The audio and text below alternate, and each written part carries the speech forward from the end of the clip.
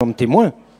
Mais on a avec nous Jacques Havard-Duclos, qui représente ici l'État et qui a quelques mots à vous dire. On est impeccablement dans les temps. De toute façon, le déjeuner n'est pas encore servi. Ceux qui sont à la porte là-bas, la porte, j'en vois qui sortent. Attention, je vais donner des noms là. J'en reconnais certains. Le buffet n'est pas encore servi, n'est pas encore prêt. Donc je vais laisser le pupitre à Jacques Havard-Duclos, sous-préfet de Chalon-sur-Saône, pour que l'État puisse conclure ces 3 journées de rencontre, de 3e rencontre territoire énergie positive, et ensuite vous inviter au débat. Chut, s'il vous plaît, s'il vous plaît.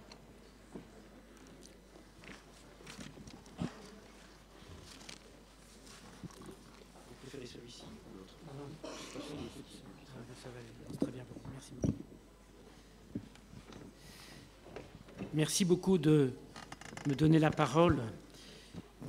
Je voudrais d'abord, bien sûr, vous le comprendrez aisément, excuser Madame la Ministre, mais les exigences ministérielles ont des impératifs qui, vous le savez, ne peuvent être évités. Et c'est donc à moi qu'il revient de conclure ces 3 journées que vous avez passées.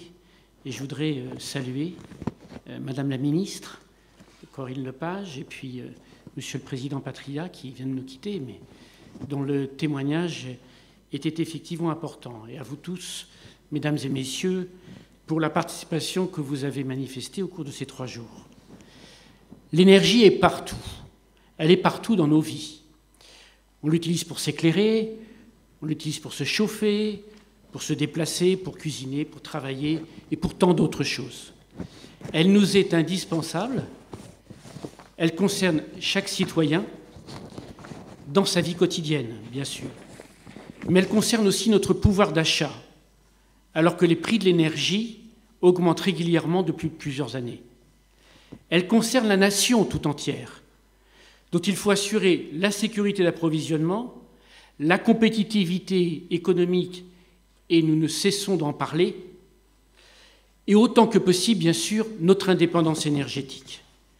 Alors même, et cela a été rappelé, que les importations d'hydrocarbures pèsent très lourdement sur le déficit de notre balance commerciale. Elle concerne aussi, bien sûr, l'avenir de notre planète tout entière, confrontée au réchauffement climatique du fait des émissions de gaz à effet de serre. C'est pour toutes ces raisons que le président de la République a décidé de lancer pour la première fois un grand débat national sur la politique de l'énergie. La transition énergétique s'inscrit dans une perspective d'une réduction de notre consommation, d'une réduction des émissions de gaz à effet de serre et d'une évolution du mix électrique afin de développer les énergies renouvelables en complément du nucléaire qui a encore sa place dans notre pays, mais dont la part doit être amenée de 75% à 50% à l'horizon 2025. Chaque citoyen, chaque territoire est concerné par ces décisions qui vont être prises à cette occasion concernant le prix de l'énergie, le choix de notre bouquet énergétique ou encore, bien sûr, le développement des énergies renouvelables de demain et de nouvelles filières industrielles. Il s'agit de faire ensemble des choix durables qui permettront à la France de réussir sa transition énergétique. Le débat national voulu par le président de la République n'est pas qu'une discussion d'experts. Madame la ministre de l'écologie et du développement durable l'a régulièrement rappelé, elle tient à l'importance du débat démocratique. Ainsi, le gouvernement a délibérément souhaité que ce débat puisse vivre et se déploie dans nos territoires, grâce au partenariat avec l'Association des régions de France et l'ensemble des collectivités territoriales.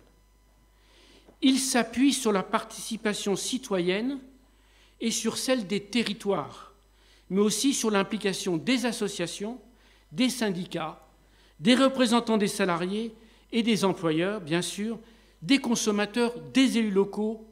Il est ouvert à toutes et à tous. Tous les sujets y sont abordés, Toutes les opinions doivent pouvoir s'exprimer autour des 4 grandes questions qui vous ont été rappelées tout à l'heure. Cette démarche est ouverte à tous et elle souhaite associer les citoyens au grand choix d'avenir de ce long terme pour la politique de l'énergie. Cette association approfondie des citoyens est aussi une condition pour prendre les bonnes décisions, choisir au lieu de subir, mais aussi favoriser un changement des comportements en faveur de la maîtrise de l'énergie. Et à cet égard, la journée citoyenne qui s'est tenue en simultané dans de nombreuses régions de France le 25 mai dernier, dans le cadre de ce débat national, a connu un véritable succès, à l'image de ces 3 journées que vous venez de vivre. Elle a permis aux citoyens qui ont été conviés d'assurer une diversité de la représentation de notre pays et de débattre de cette transition. Moi, je souhaiterais, ce matin, souligner quelques enseignements qu'il convient d'en tirer. Premier enseignement, me semble-t-il, le sentiment dégagé par la majorité des participants à ces journées que le positionnement qu'ils ont eu a pu contribuer à ce premier exercice de démocratie participative encore jamais organisé simultanément à cette échelle dans notre pays. Le second enseignement qu'il faut en tirer, c'est que lorsque les citoyens sont en situation d'être informés et de débattre ensemble, ils s'approprient les enjeux, même quand ceux-ci sont complexes.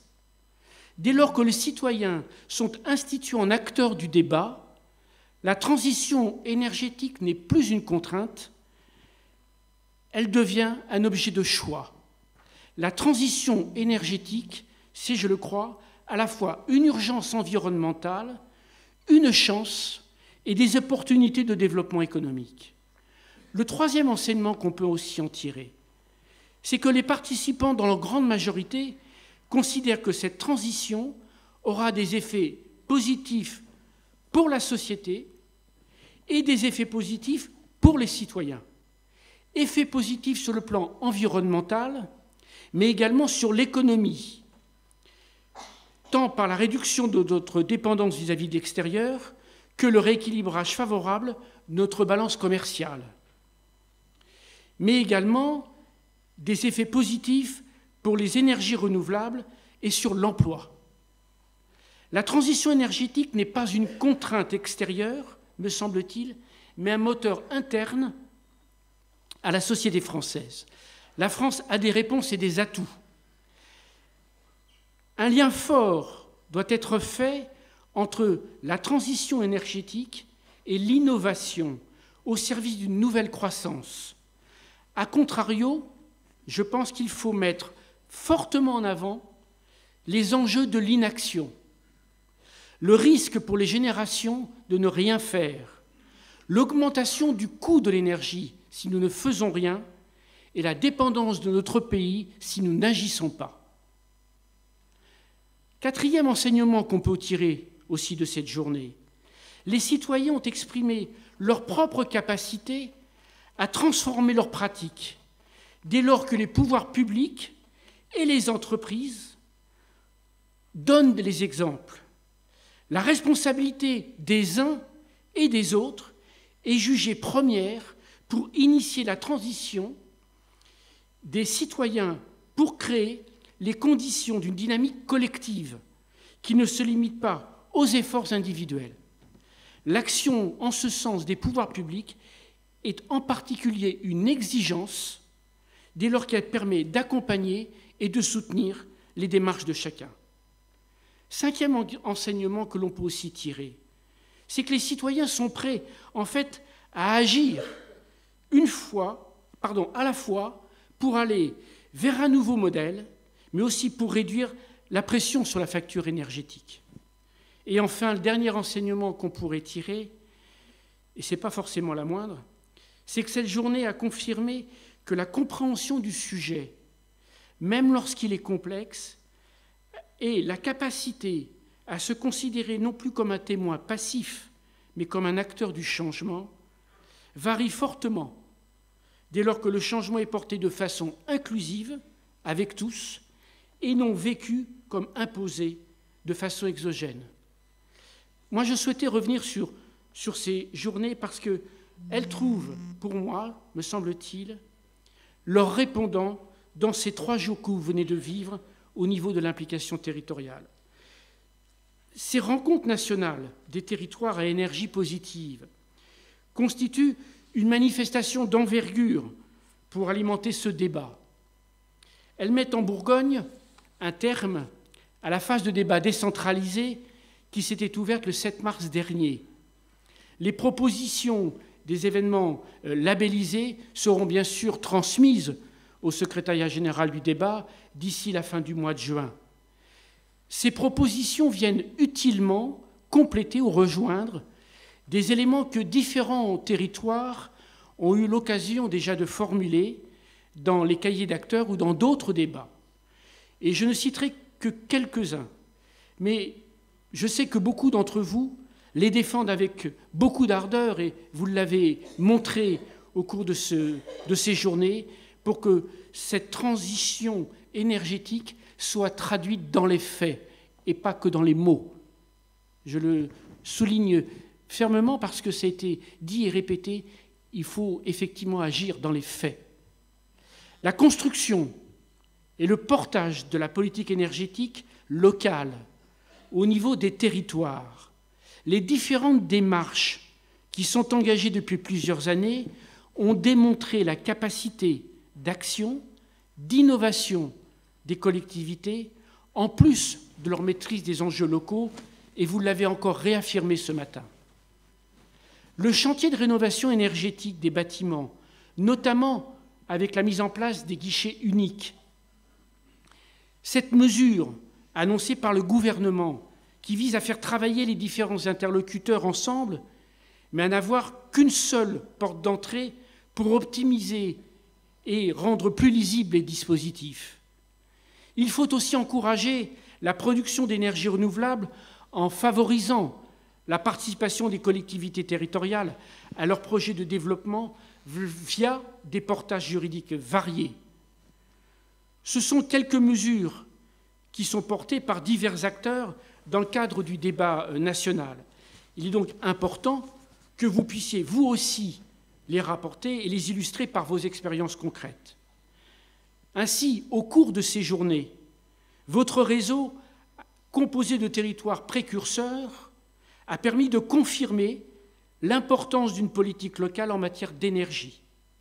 Je pense que de nombreux territoires auront à s'inspirer de vos expériences. Vous avez saisi cette chance de débattre démocratiquement pour prendre les bonnes décisions pour l'avenir de notre pays. Et je tenais, moi, à vous en remercier publiquement. Dans le contexte de crise économique actuelle, la transition énergétique est aussi un grand chantier, porteur d'espoir, un levier pour créer des emplois, et Dieu sait que c'est important aujourd'hui, améliorer le pouvoir d'achat, construire le nouveau modèle français dont le Premier ministre a fixé la perspective. Les questions sous-jacentes concernent bien évidemment l'énergie, le climat, l'environnement, mais vous le savez tous, comme les ministres ont pu le rappeler, il s'agit également de questions sociales ou économiques essentielles pour notre pays. Sur ces propositions et celles de nombreuses autres manifestations ou échanges, une loi de programmation relative à l'énergie sera mise en discussion à l'automne pour traduire réglementairement les éléments nécessaires à cette transition énergétique. Vos territoires ont depuis longtemps montré la voie. Ils devront alors poursuivre leurs actions et également diffuser largement leurs pratiques. Ces pratiques, elles doivent bénéficier à tous. Et ainsi, nous mettrons en lumière les mots de Cocteau qui dit qu'il n'y a pas de précurseurs, il n'y a que des retardataires. Nous savons tous que nous pouvons compter sur vous. L'affluence remarquée pour les journées montre combien vous êtes mobilisés. On ne peut que s'en réjouir. Merci aussi de la lucidité des jeunes qui nous ont témoigné leur vision tout à l'heure. Ils sont notre avenir, ne l'oublions jamais. Merci encore à vous tous pour faire ce que vous faites, dans les faits et pas en parole. Merci à vous.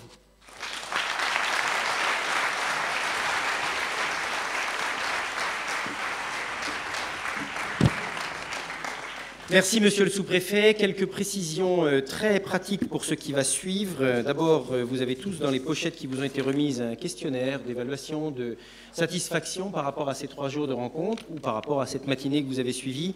Elle sera d'une grande utilité, cette feuille, si vous la complétez, pour les organisateurs. Précision également concernant les bus affrétés pour ceux qui sont concernés et pour la visite de l'abbaye. Bus affrété par le Pays Sud Bourgogne, spécialement pour les rencontres. Vous avez un départ à 13h45 sur le parking Rochefort. Départ impératif à 13h45 du bus. Merci donc d'y être 5 à 10 minutes avant. C'est le même parking que celui dont je vous parlais il y a 2 jours pour les visites. Arrivée à gare de TGV Mâcon-Locher à 14h et Mâconville à 14h20. Bus classique, bus Eiffal, départ de Cluny à 13h38. Arrivé à Mâcon-Locher à 14h03. J'ai l'impression d'être en train de vous dire tous les horaires de la SNC. Bon. Départ de Cluny 13h38, arrivé à Mâcon-Locher 14h03, arrivé à Mâconville à 14h18. Vous avez également un départ de Cluny à 15h53. Arrivé. Merci. Voilà, 15h53. Bon. Et puis, visite de l'abbaye, très important, uniquement pour les personnes s'étant inscrites à cette visite. Départ de la visite à 14h15 sur la place du 11 mai, Grand Portail, face au théâtre. Et maintenant, le buffet, juste derrière. Merci à tous et bon appétit.